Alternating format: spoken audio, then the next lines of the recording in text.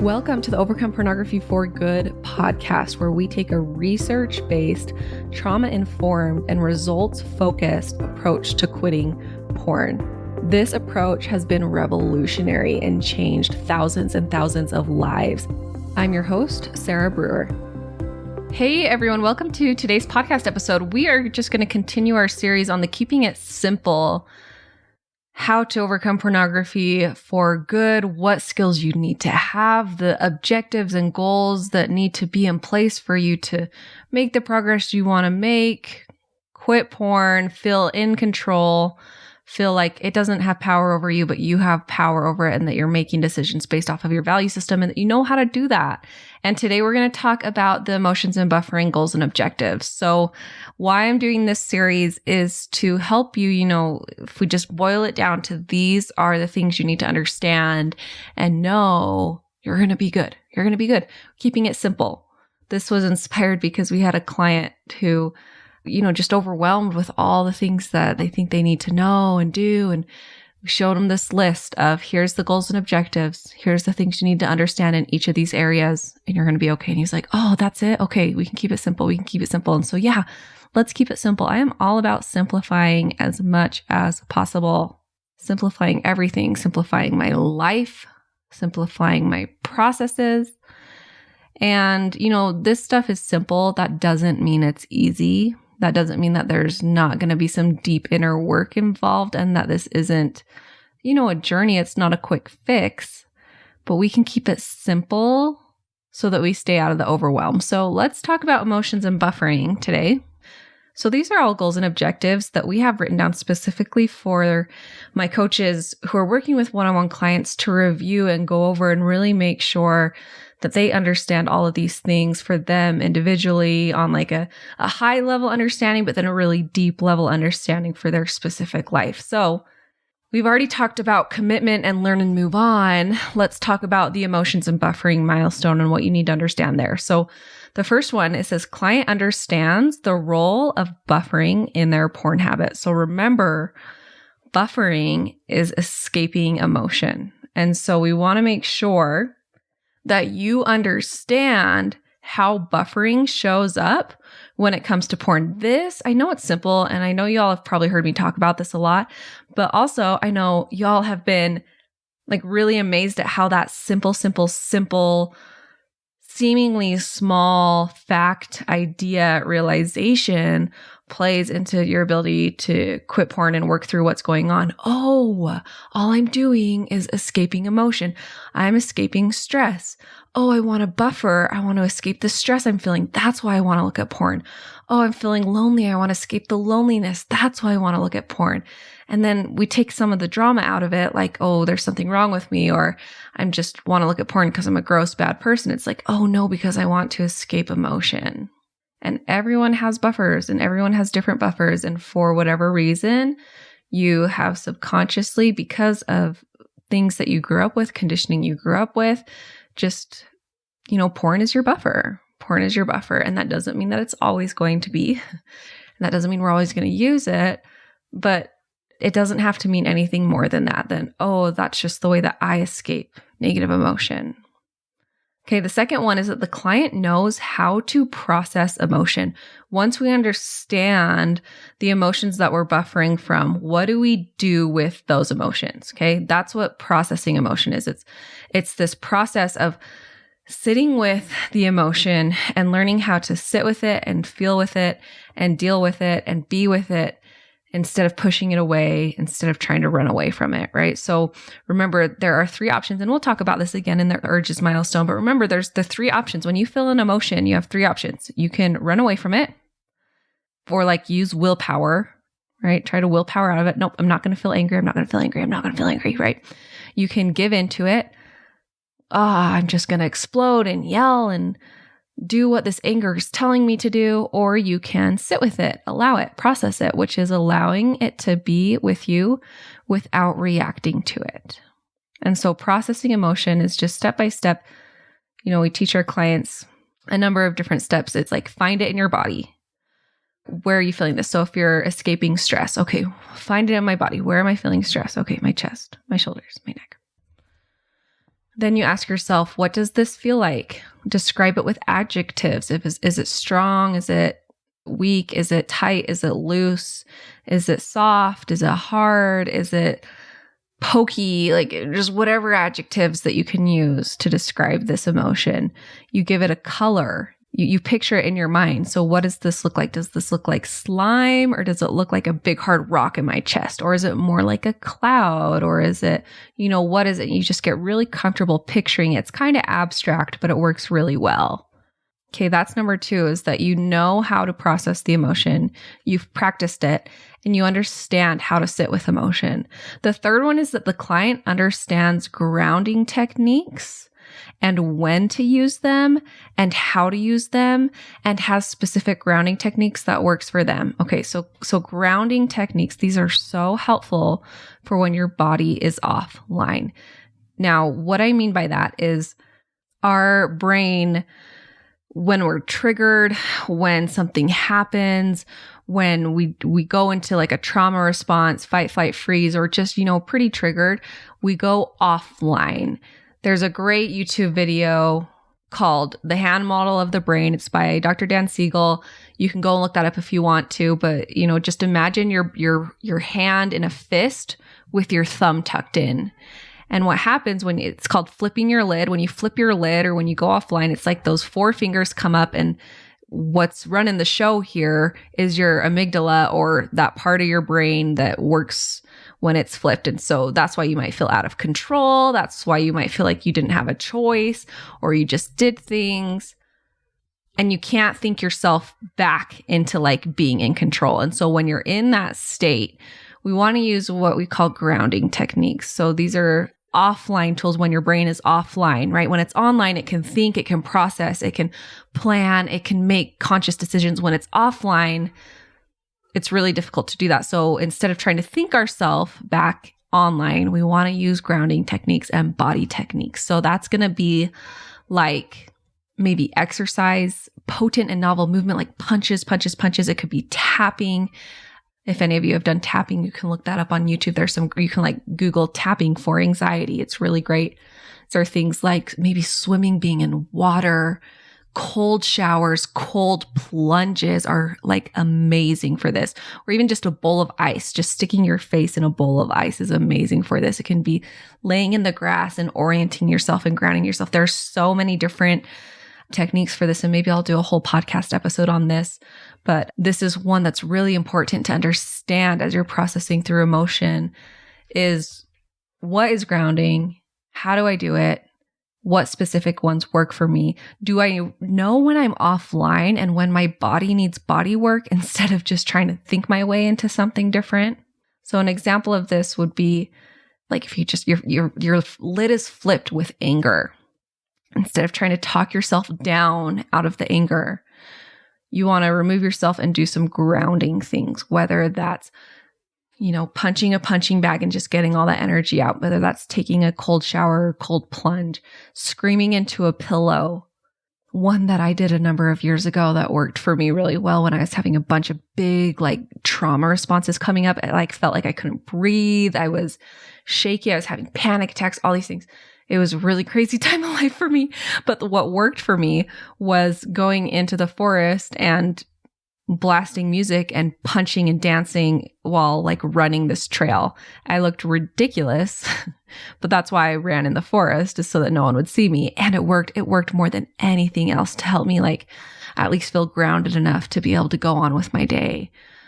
Potent and novel movement is really, really important here. What that means is like unique and strong movement. So something that your body doesn't do every day that breaks up the normal stuff that you're doing, right? So running and punching in the air while I'm running, I don't usually do that. Or even just, jabs, whatever potent and novel, unique and different movement and strong movement is really good with helping break up some of those trauma responses or just like lid flipped moments, okay? The next bullet point here is that the client knows their top emotions that they buffer from. And so you can even just ask yourself right now, like, what are the top 3 emotions that I feel most often in my life? And then what are the top 3 emotions that I seem to buffer with porn from? That way, when you're checking in with your body, you can be like, oh, there's that anxiety. There's that stress that I feel. Remembering, oh yeah, when I'm trying to get rid of this and escape this, that's when I typically go to porn. So I'm just going to remind my body that it's okay, that we can feel this and that we're going to work through this in a different way than porn. Okay, it's also really important to understand that the buffering does not solve what's going on. And so your brain is brilliant and it's trying to help you. And there's a reason it's going to porn. It's because it wants to get rid of the emotion, whatever that is, stress. We're just going to keep using stress for the example.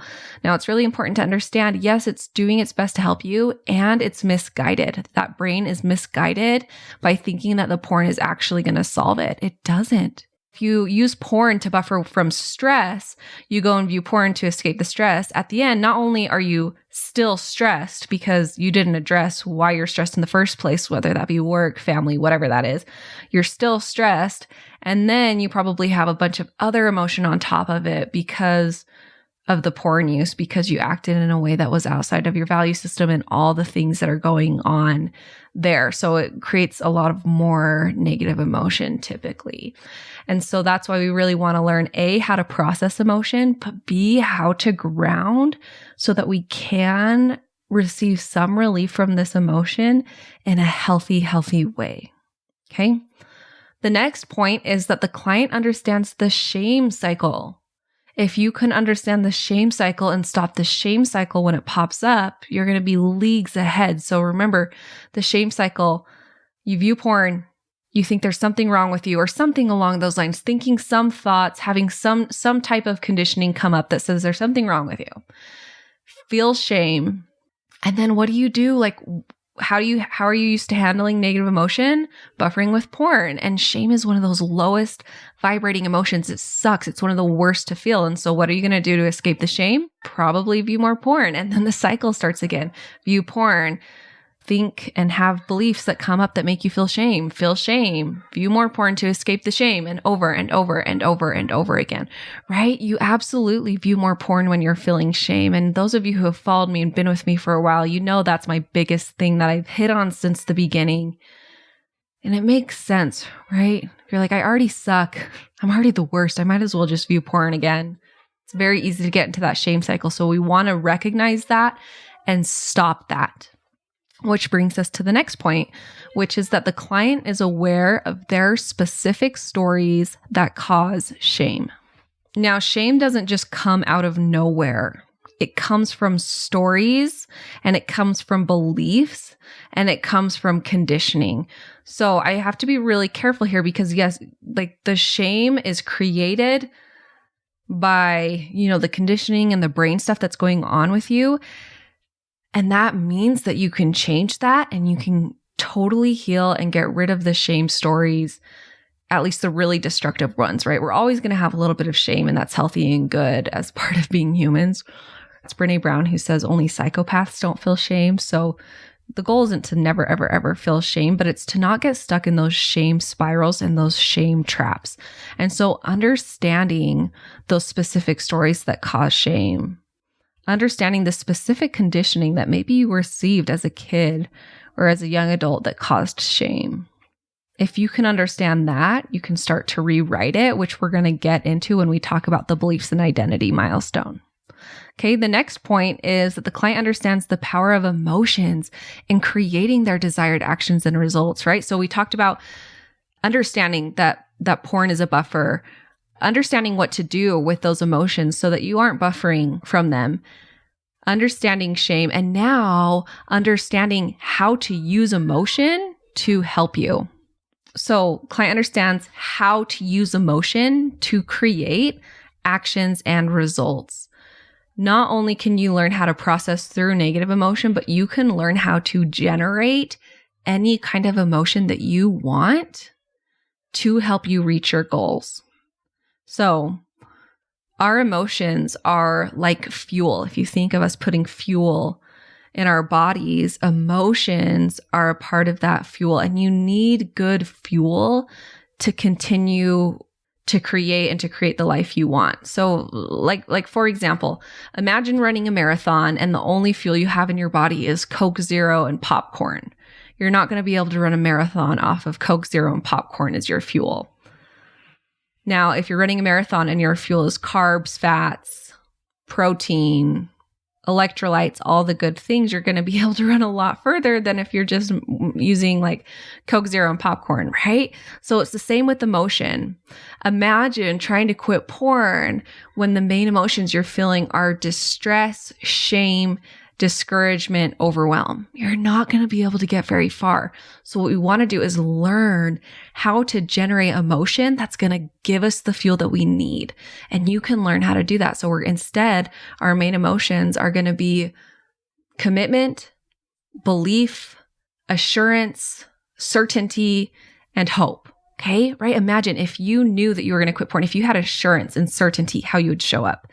If you had hope, how you would show up. If you had commitment, you're like, even when I don't want to do this, I'm doing it because I'm so committed, right? Imagine those emotions driving your actions. It's going to be so much more powerful. And this applies to anything, right? Imagine studying for a test and the main emotions you're feeling are stressed and not good enough versus studying for a test and the main emotions you're feeling are capable and smart. You're going to show up so different. And so what you can do is you truly can learn how to create any emotion that you want to. Emotions don't just happen out of nowhere. We create them.